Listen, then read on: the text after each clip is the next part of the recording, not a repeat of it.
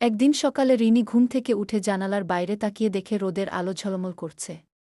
সে খুব খুশি হয়। তার দুই প্রিয় বন্ধু টপটপ খরগোশ আর মিউমিউ বিড়াল ওর পাশে বসেছিল। রিনি বলল, আজকে আমরা তিনজন মিলে খেলার মাঠে যাব।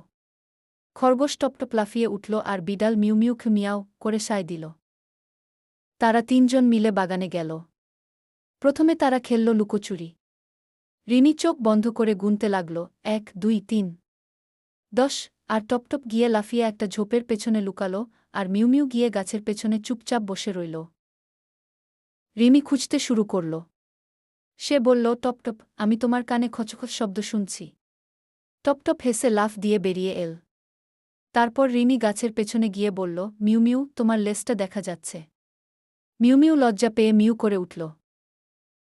এরপর তারা খেলল বেলুন ধরো। রিনি আকাশে রঙিন বেলুন ছুড়ে দিচ্ছে, আর টপটপ আর মিউমিউ একসাথে লাফিয়ে বেলুন ধরার চেষ্টা করছে।